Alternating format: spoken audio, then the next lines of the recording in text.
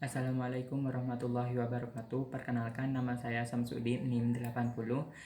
Kali ini saya akan membahas tentang komoditas garam di Indonesia.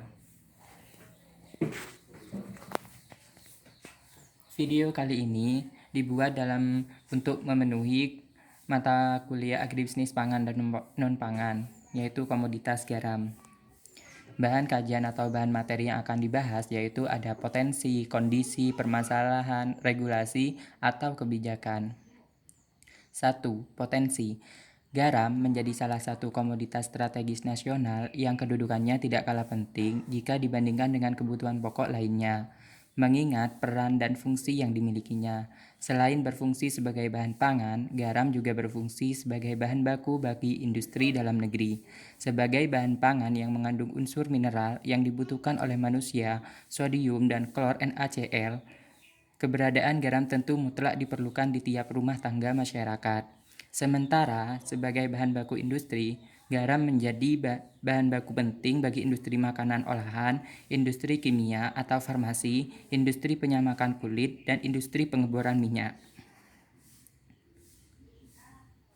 Kondisi. Hingga saat ini, sebagian besar produksi garam dilakukan secara individual oleh petani garam, sehingga produksi garam mempunyai produktivitas yang rendah dan kualitas garam yang relatif rendah, juga sehingga tidak memenuhi spesifikasi yang diisyaratkan oleh industri di dalam negeri. Apabila dibandingkan antara kebutuhan dalam negeri nasional dan kemampuan produksi, maka produksi garam nasional hanya mampu memenuhi kebutuhan dari sisi konsumsi saja. Sementara untuk kebutuhan bahan baku industri masih bergantung pada impor. Berikut adalah produksi garam berdasarkan sentra produksi garam di Indonesia. Terdapat beberapa provinsi, yaitu Provinsi Aceh, Provinsi Jawa Barat, Provinsi Jawa Tengah, Provinsi Jawa Timur, Provinsi Bali, dan Nusa Tenggara, Provinsi Sulawesi.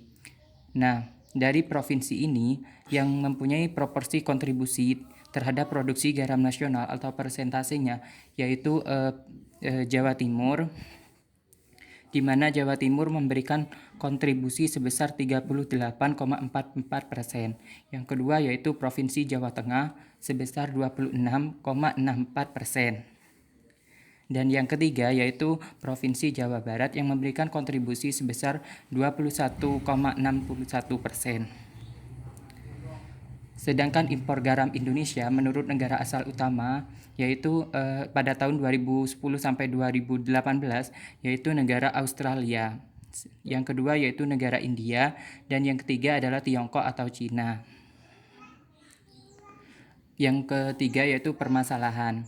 Permasalahan komoditas garam di Indonesia yaitu rendahnya kualitas produksi garam serta persaingan dengan garam impor membuat harga garam dalam negeri semakin tertekan yang pada akhirnya berdampak pada kesejahteraan petani garam. Yang kedua, produksi garam rakyat masih bergantung pada sinar matahari sehingga proses produksi menjadi hanya efektif pada 3 bulan saja dalam setahun. Dan pada saat panen raya, keran impor tetap dibuka karena kualitas garam rakyat tidak bisa memenuhi standar untuk industri-industri pengolahan.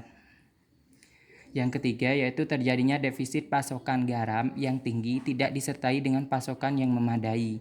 Pada bulan tertentu, seperti Agustus, pasokan garam nasional mengalami peningkatan, sementara pada waktu yang sama impor garam masuk ke pasar, sehingga menurunkan daya serap pasar yang disertai jatuhnya harga garam lokal yang merugikan petambak garam kecil.